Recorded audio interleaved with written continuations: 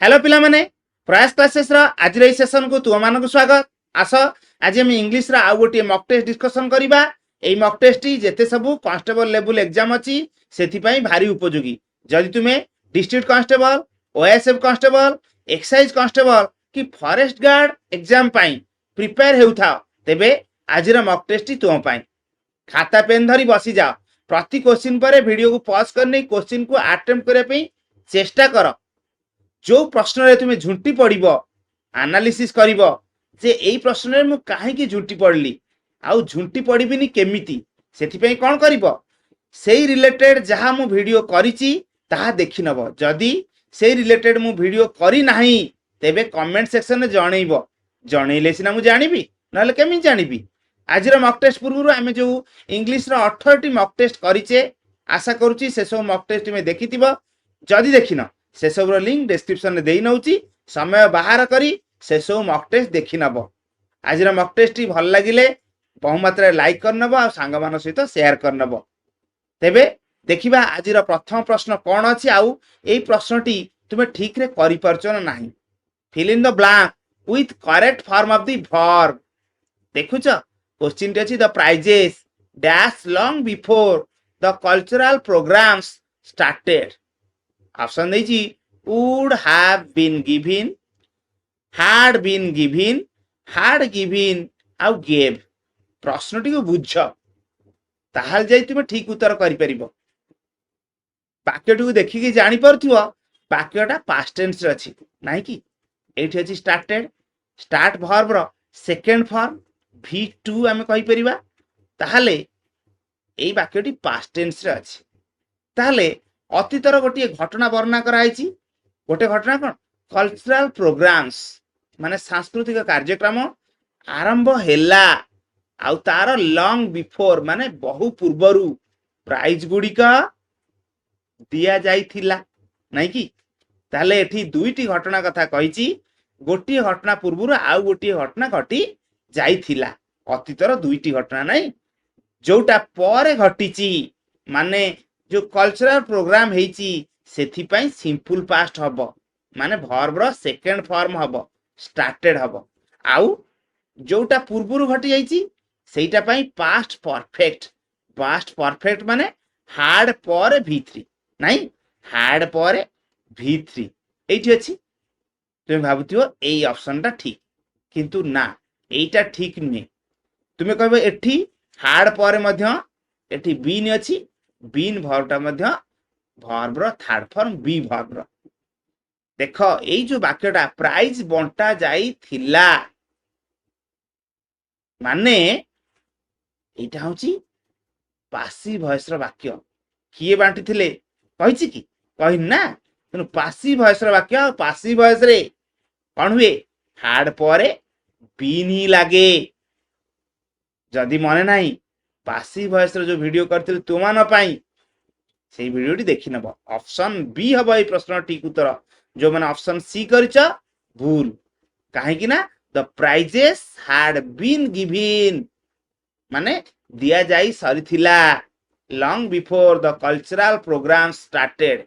Passive voice रे थिबारु had पर बीन लागला तापरे गिवन हैला गिव वर्ब रो थर्ड फॉर्म। देखिबा परवर्ती प्रश्नटी कोन अछि। Select the option that expresses the given sentence in passive voice। ता माने एई जो वाक्यटा देइछि एटा को वॉइस रे अछि एक्टिव वॉइस रे अछि कर्तृवाच्य रे अछि कर्ता प्रधान वाच्य रे अछि ताको हमें कर्मवाच्य करिबा पासिव वॉइस करिबा। वाक्यटा तो पढि नबा she is looking at the mountain यार पासिव वॉइस कले कोन हबो। ऑप्शन चारटा पढि नियो जे दरकार पडुची वीडियो को पॉज करो किंतु ठीक उत्तर ही करो। करनेल को ऑप्शन रा चूज कल मु तुमको कहिची इंग थिले बीइंग लागिवो। तुमे को तीनटा ऑप्शन रे बीइंग अछि गोटे ऑप्शन तो कटि गेला एई ऑप्शन रे बीइंग नाही। ए ऑप्शन रे देखो एई वाक्यटा इज लुकिंग माने प्रेजेंट प्रोग्रेसिव आ पासिव वॉइस रे टेंस बदलेनी माने वाज बीइंग लुक्ड एट हबो नाही। बुझी पारलो तो पास्ट टेंस हबनी जेहेतु दियाइथिया वाक्यटी प्रेजेंट टेंस रे अछि पासिव वॉइस कले ता मध्य प्रेजेंट टेंस रे रहइबो। ताहले आउर बळिला हमर दीटा ऑप्शन बी आउ सी देखिला the mountain is being looked the mountain is being looked eight जो प्रिपरेशन थिबो ना भर परे ताकू लेखिबो बुझिला माने खाली लुक्ड रे रहि जीवनी the mountain is being looked at preposition at थिला रहिबो ऑप्शन सी हबो ए प्रश्न ठीक उत्तर देखिबा 3 नंबर प्रश्न कोन अछि the noun form of the word consume consume वाला वर्ब ताहार नाउन फॉर्म विशेष रूपटा कोन हबो देखुछ ए चारटा ऑप्शन को ताले चूज करनियो वो ऑप्शन रा चूज कला तुमे जानि थिबो हमर जो नाउन तार सफिक्स लागि थाए कोन एस आई ओ एन नहले टी आई ओ एन तुमको एठी तो सही सब अछि सब ऑप्शन ने अछि ताले वो ऑप्शन रा ठीक द्वंद्व रे पडुछ कि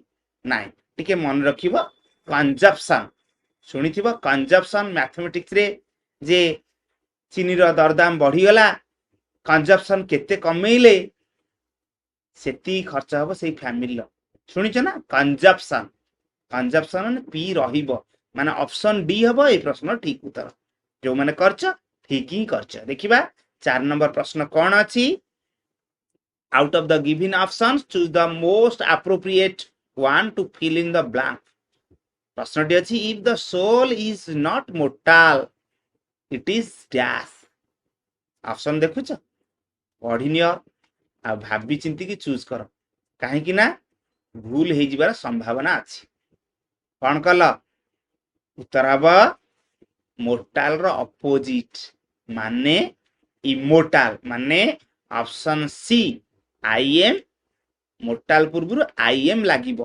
प्रीफिक्स आई एम लागिबो लागिले विपरीत हे जिवो सोल माने आत्मा आत्मा जदी मोर्टाल नुहे मरणशील नुहे ताहले ताहा कोन अमर इंग्लिश कोन इमोर्टाल तुम जानि थिबो लीगल रो विपरीत कोन आमे प्रीफिक्स लगेइबा आईएल ए लीगल पूर्व आईएल लगेइबा इलीगल तुम जानि थिबो अपियर विपरीत कोन डिसअपियर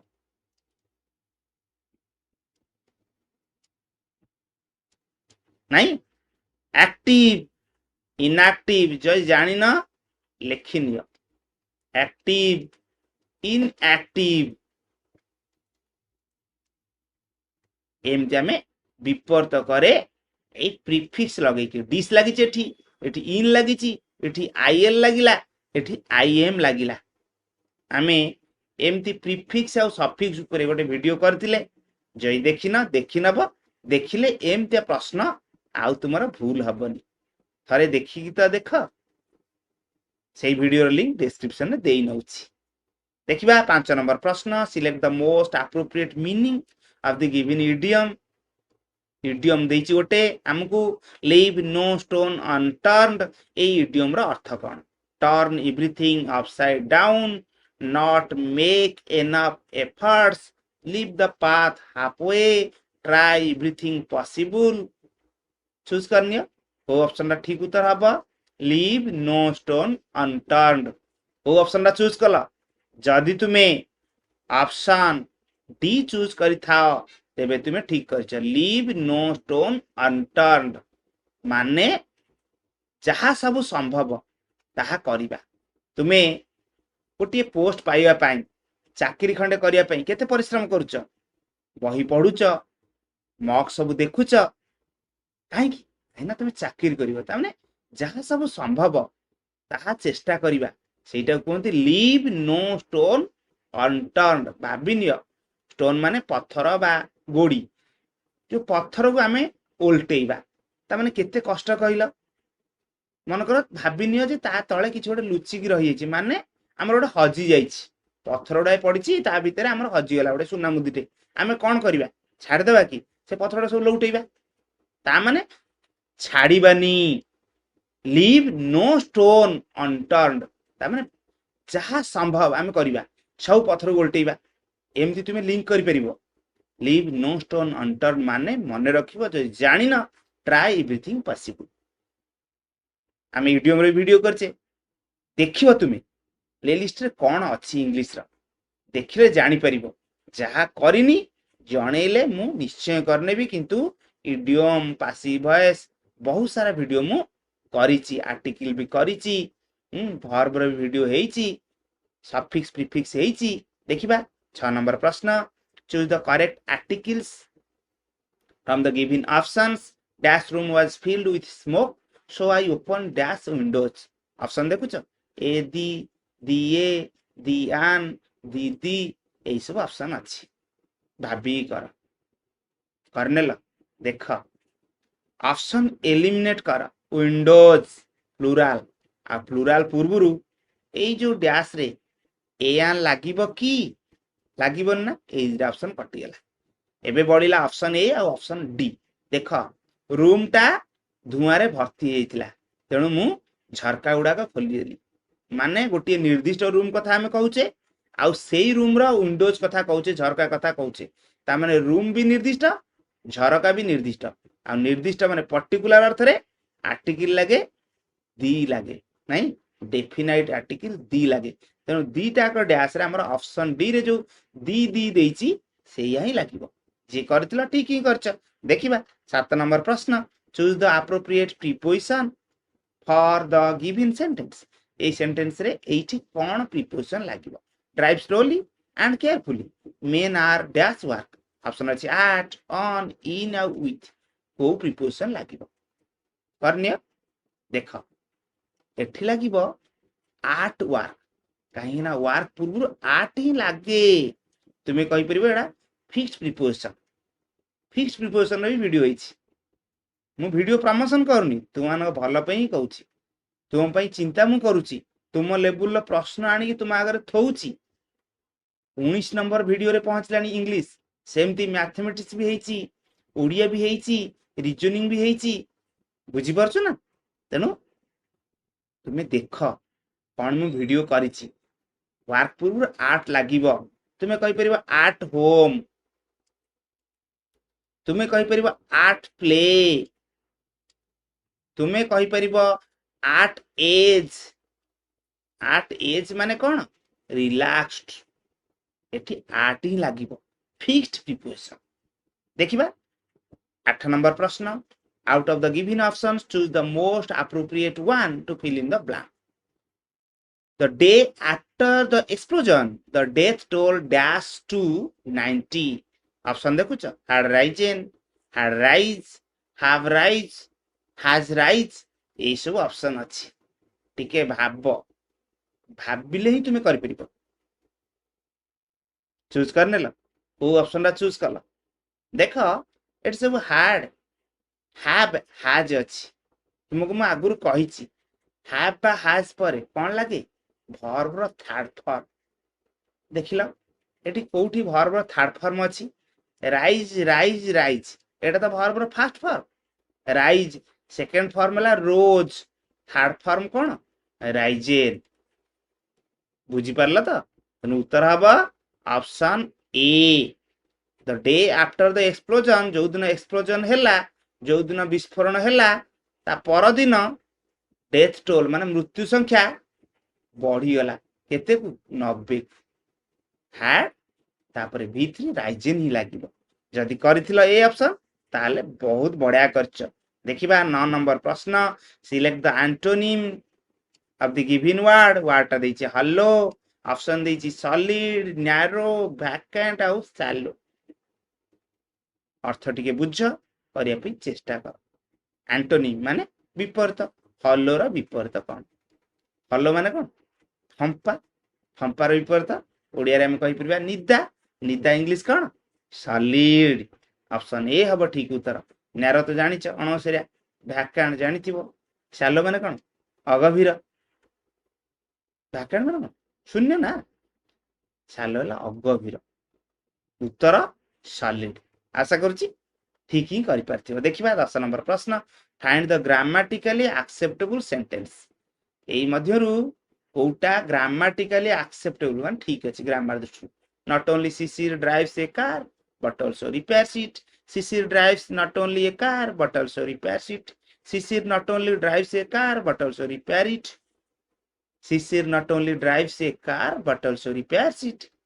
तामाने देखि जानि पारुछो सौभाग्य रे नॉट ओनली बट आल्सो अछि खाली पोजीशन अलगा अलगा जगह रे नहीं एठी देख सबुठी नॉट ओनली बट आल्सो अछि ताले कोउठी नॉट ओनली बट आल्सो ठीक जगह रे अछि तुमे जानिथिबो नॉट ओनली बट आल्सो कोन कंजक्शन ना ताले करिया पे चेष्टा कर देख जदी भाबिबो कंजक्शन काम कोन कहलो कंजक्शन जोड़े जॉइन करे ताले दीटा वाक्य को इठी जोड़िछि शिशिर कार चलाए आ शिशिर कार रिपेयर भी करे ई तो कथा दीटा वाक्य जोड़ले हम कहबा शिशिर केवल केवल कार चलाए नहीं से रिपेयर मध्य करे ताले शिशिर तो गोटे सब्जेक्ट तेन करी क्रिया दीटा किंतु अलग ड्राइव करबा आ गोटेला रिपेयर करबा शिशिर परे जेहेतु शिशिर जणे व्यक्तिर ना सिंगुलर नाउन तेणु क्रियार हमर एस लगे पड़ो रिपेयर सी करबा माने जो रिपेयर अच्छे कि एठी अछि ड्राइव ए ऑप्शन टा तो नुहे आउ सब ऑप्शन रे ड्राइव्स आ रिपेयर्स अछि सब ऑप्शन मु कहली शिशिर हमर जणे व्यक्तिर ना सेटा कॉमन शिशिर ही कार ड्राइव करे शिशिर ही कार रिपेयर करे वर्ब दीटा अलगा तेणु से जो दीटा वर्ब अलगा अलगा वर्ब तारि पूर्व नॉट ओनली तारि पूर्व बट आल्सो लागे माने शिशिर नॉट ओनली ड्राइव से कार शिशिर केवल कार चलाए नाही गोटिए से रिपेयर मध्य करे ताले शिशिर नॉट ओनली ड्राइव से car but also repairs it भर पूर्वरु नॉट ओनली एठी भर पूर्वरु बट आल्सो ऑप्शन डी हैला ठीक उत्तर ए प्रश्न बुझी पारलो तो देखिबा परवर्ती प्रश्न 11 नंबर कोन अछि fill in the blank with correct relative pronoun देछि कोन who whose whom and which बाकडी पढनबा the shopkeeper dash I was looking for is a good person एई ऑप्शन भितर कोउटा लागिबो देख अर्थ बुझिले करि परिबे द शॉपकीपर दुकानी I was working for मु काम करूथली जहा पाई जहांको पाई इज ए गुड पर्सन भल लोकटी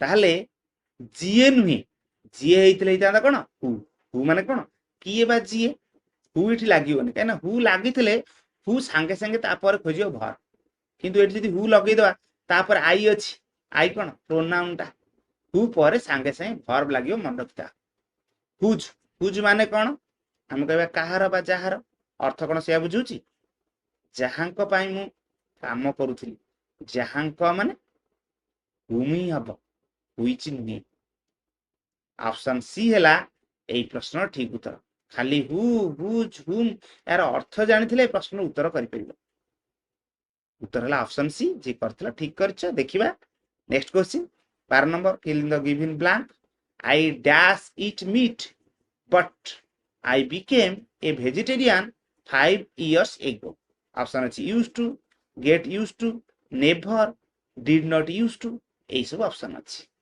बुझ हेले करि परिबो उत्तर उत्तर होछि ऑप्शन ए अतीतर अभ्यास बुझिया पे हम यूज्ड टू व्यवहार करू अतीत रे मु मांस खाउथिली I used to eat meat किंतु आई बिकेम ए वेजिटेरियन मु शाकाहारी हे गेली आ मांस खाउनी 5 इयर्स एगो 5 वर्ष तळ बुझी परला त यूज्ड टू हमें लगेबा अतीतर अभ्यास I used to swim in the river मु नई रे पहरथुली एबे अभ्यास नाही मु घरे गाधौछि बुझी परला त आमे अतीत पर अभ्यास पे हम यूज्ड टू लगाए देखिबा 13 नंबर प्रश्न select the most appropriate synonym of the given word अछि एंटीसिपेट ऑप्शन अछि expect accept prefer out doubt अर्थ गोटे गोटे मने पका हेले करि परिबो एंटीसिपेट माने कोन आशा करिबा बा अनुमान करिबा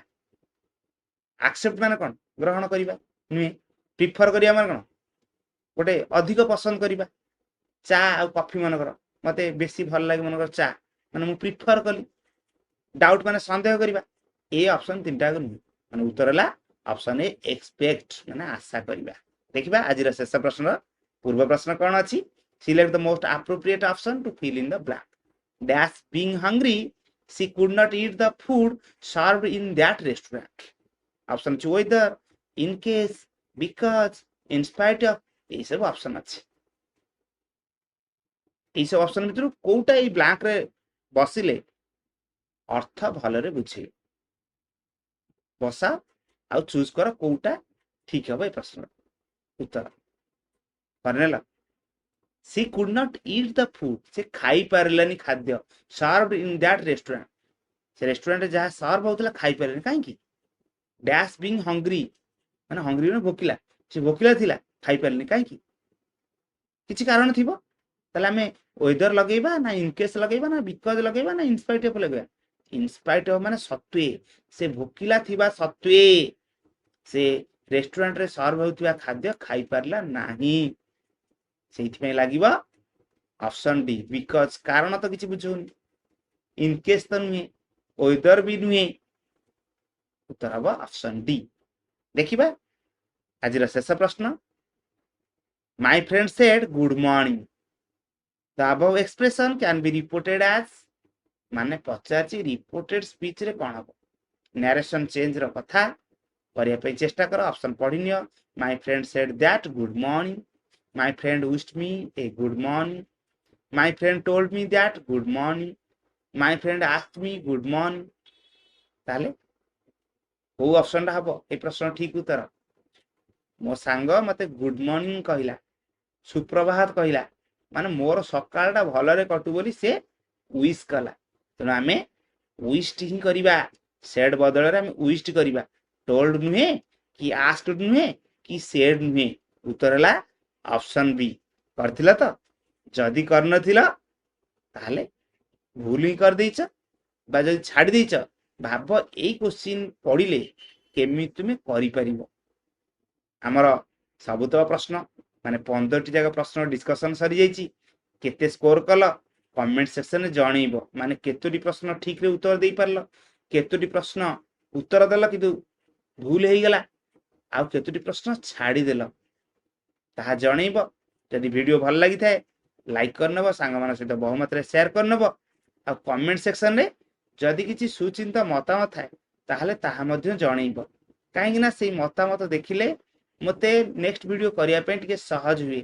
ମୁଁ ଜାଣିପାରେ ଯେ ତୁମର ରିକ୍ୱାରମେଣ୍ଟ କ'ଣ, କୋଉଥିରେ ତୁମେ ଝୁଣ୍ଟି ଯାଉଛ, କୋଉ ସବଜେକ୍ଟ କୋଉ ଟପିକ ତୁମକୁ ହଇରାଣରେ ପକାଉଛି, ତାହେଲେ ନିଶ୍ଚୟ କମେଣ୍ଟ ସେକ୍ସନରେ ଜଣେଇବ। ତେବେ ଆଜି ପାଇଁ ଏତିକି, ପୁଣି ଆରଥରକୁ ଖୁବ୍ ଶୀଘ୍ର ଆଉ ଗୋଟିଏ ଭିଡ଼ିଓ ନେଇ ତୁମମାନଙ୍କ ପାଖରେ ହାଜର ହେବି। ସେତେବେଳେ ଯାଏଁ ରହୁଛି, ଥ୍ୟାଙ୍କ ୟୁ ଅଲ୍।